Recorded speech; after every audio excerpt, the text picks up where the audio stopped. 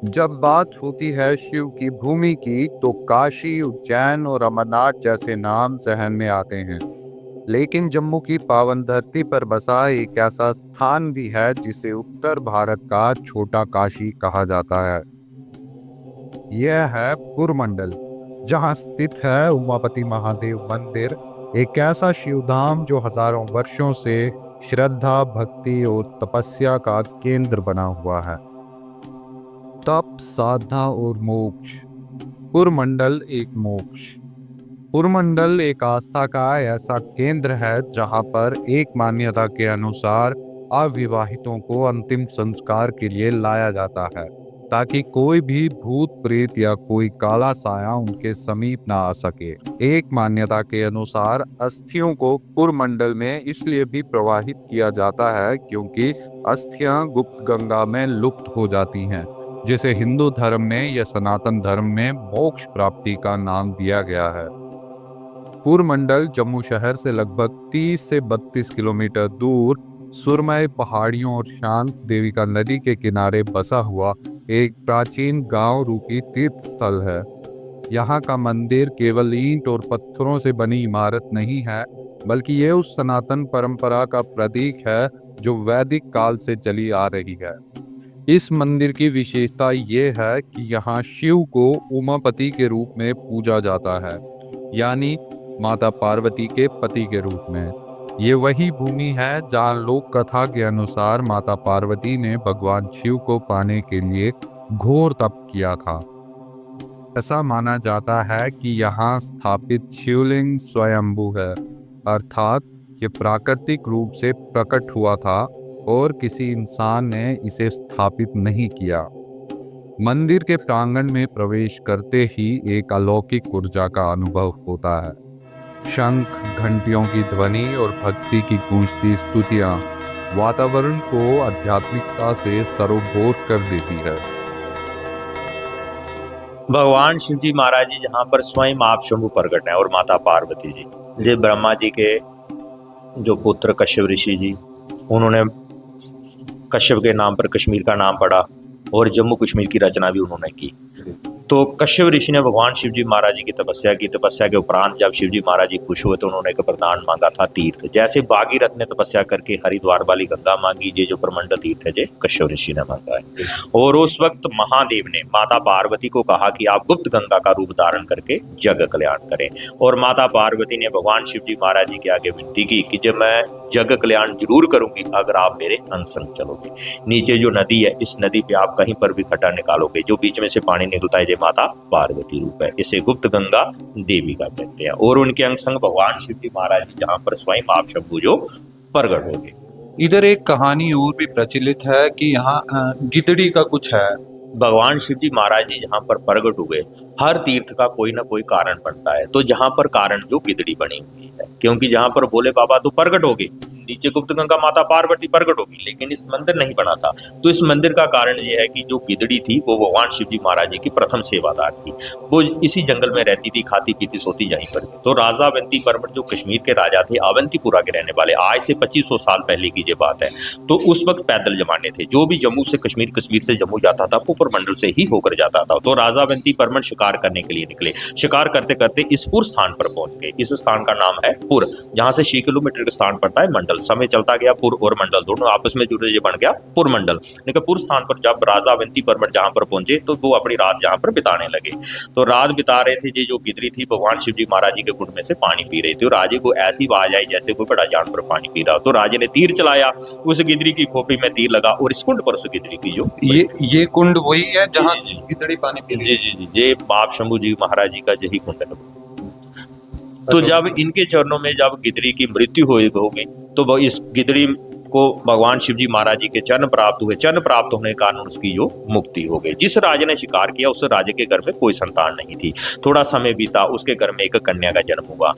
तो उस कन्या में शूल पीड़ा की सर दर्द की पीड़ा जो स्टार्ट हो गई। तो उस वक्त देसी लाए थे कि मोवैदों को बताया, कि मोवैदों ने कहा राजा इसको बीमारी कोई नहीं, आप किसी जोशियों को बताओ। तो उन्होंने तमाम जोशी अपनी सभा में बुलाए, जोशियों ने अपनी योश लगाई। उन्होंने कहा राजा ये जो कन्या है ये पिछले जन्म में गिदड़ी थी, आपने कोई देव भूमि पर जाके शिकार किया, पाप किया राजा, आपने शिवजी महाराज जी की सेवादार मारी है, आपको उसी का पाप और दोष और हत्या लगी है। अगर आप पूर्व दिशा और पूर्व स्थान पर जाओ, वहां पर भगवान शिव जी महाराज जी आप शंभु प्रगट, उनके अंग संग माता पार्वती, उनके चरणों में वो गिदड़ी का कंकाल पड़ा है, उस कंकाल में से 3 निकालो, उसकी हत्या मानो और भगवान शिव जी महाराज जी के ऊपर मंत्र पढ़ाओ, तो आपकी कन्या ठीक होगी। तो जैसा योशु ने बोला वैसे ही राजा ने किया, तो उसकी कन्या उसी वक्त ही ठीक हो गई। तो जहाँ की मान्यता ये भी है कि भगवान शिव जी महाराज जी के दर्शन करने के बाद अगर गिदड़ी माता जी के दर्शन करो तो जहाँ की यात्रा जो सफल मानी जाती है, सिद्ध मानी जाती है। यहाँ पर एक और कहानी हमने सुनी है, लोग कहते हैं कि वो इतिहास से भी जुड़ी हुई है, कि महाराजा गुलाब सिंह ने शायद यहाँ पर काशी बनाने का कुछ संकल्प लिया था। तो जहाँ पर आपने जो बाहर आप दर्शन करोगे तो जहाँ पर एक यंत्र बना हुआ है, इस यंत्र में 121 रुद्र है, जिनकी संख्या 1331 शिवलिंग है और बीच में सिंगल भी है। सारे टोटल मिला के ये 1421 शिवलिंग जहाँ पर जो महाराजा गुलाब सिंह जी ने स्थापित किए हैं। सिर्फ परमंडल में है या सिर्फ परमंडल में? जिन इस मंदिर में, बाहर तो ज्यादा है, सिर्फ इस मंदिर की बात कर रहा हूँ। ऐसे तो उन्होंने 1.25 लाख शिवलिंग मंगवाया था जी, वो भी नर्मदा नदी से, जहाँ पर ये शिवलिंग स्वयं आप शंभु प्रगट होते हैं। उस वक्त पैदल जमाने में 1.25 लाख शिवलिंग मंगवा के उन्होंने पूरे उत्तरबैनी और प्रमंडल में पूरा एक छोटा काशी का जो बनाना था, लेकिन समय थोड़ा नहीं ठीक चला, तो फिर उसके बाद उनकी कोई मुहिम चलाई नहीं किसी ने आगे, तो छोटा काशी वैसे रह गया। लेकिन उसके बाद भी जो दान वगैरह होते हैं, जो पिंड दान वगैरह, वो तो चलता ही है इधर। अच्छा, एक और कहानी मैंने सुनी है कि रंजीत सिंह से कनेक्टेड है कुछ यहाँ। महाराजा रंजीत सिंह वो लाहौर के बादशाह थे, सरदार थे। तो जो ऊपर आपको बाहर से जो गोल्ड परत दिखाई देती है, ये उन्होंने ही चढ़वाई है जहाँ पर। अच्छा, उनकी कोई मनोकांक्षा पूरी हुई थी, तो उन्होंने जहाँ पर गोल्ड की ये परत उन्होंने ही चढ़वाई। अच्छा, यहाँ पर जब हम आए हमने देखा कि मंदिर का रख रखाव अच्छे से हो रहा है, लेकिन फिर भी कुछ पुरानी बिल्डिंग्स हैं आसपास या मंदिर के सराउंडिंग भी थोड़ा बहुत जिसपे काम करना जरूरी है। प्रशासन की ओर से कोई मदद वगैरह कुछ करवाई जाती है उसके लिए? नहीं, वो अभी चलो जैसे पहले टाइम था वो तो चलो ठीक है, लेकिन अभी प्रशासन भी जहाँ पर देख रहा है, धीरे धीरे अब इसकी मेंटेनेंस चल रही है। प्रशासन से कोई अपील वगैरह मंदिर को लेकर या कुछ और होना चाहिए? कोई अपील नहीं है, हमारी यही अपील है, जो भी करेंगे अच्छा ही करेंगे। बाकी हमारे धर्म ट्रस्ट जम्मू कश्मीर के जो दफ्तर है हमारा, तो वो इस मंदिर की देखभाल करते हैं, अच्छी करते हैं और अच्छी करते रहेंगे। उमापति महादेव मंदिर की नींव राजा वैनीदत्त ने रखी थी, जिन्होंने एक चमत्कारिक घटना के बाद यहाँ भगवान शिव के मंदिर की स्थापना की। यह घटना थी एक गाय और सियार की कथा, जिनके कारण यह स्थान पवित्र माना गया। 19वीं सदी में इस मंदिर को और भव्यता मिली।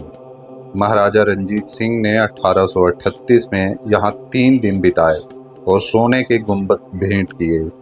इसके बाद महाराजा गुलाब सिंह ने 1850 में गदाधर मंदिर और 108 छोटे मंदिरों का निर्माण करवाया, जिनमें 11 शिवलिंग स्थापित किए गए। ये स्वयंभू शिवलिंग, जिन्हें आप शंभु कहा जाता है, आज भी भक्तों की आस्था का केंद्र हैं। मंदिर की दीवारों पर बनी प्राचीन चित्रकलाएं इसे और भी खास बनाती हैं। ये चित्र भगवान शिव और पार्वती के दैवीय मिलन, देविका नदी की पौराणिक कथाओं और आध्यात्मिक दृश्यों को दर्शाते हैं, जो प्राचीन कारीगरों की बारीक कला को जीवित करते हैं। अब समय के साथ साथ ये तस्वीरें धुंधली होती जा रही हैं, लेकिन ट्रस्ट की ओर से इनके रखरखाव का काम जारी है। इस मंदिर ने गुरु नानक और गुरु गोबिंद सिंह जैसे महान संतों की तपस्या को भी देखा है। 115 फीट ऊंची दीवार और स्वर्णिम गुंबद इसकी स्थापना कला को और निखारते हैं। परमंडल मेला और देविका नदी की पवित्रता इस स्थान को ऐतिहासिक और आध्यात्मिक गौरव प्रदान करती है। ये मंदिर केवल एक धार्मिक स्थल नहीं, बल्कि जम्मू की सांस्कृतिक धरोहर का प्रतीक है। तो यहाँ पर ये मान्यता भी है कि यहाँ पर गुप्त गंगा, आप देख रहे हैं ये मिट्टी अभी सूखी हुई है, तो हम भी जरा खोद के देखते हैं गंगा माता हमको दर्शन देती हैं या नहीं।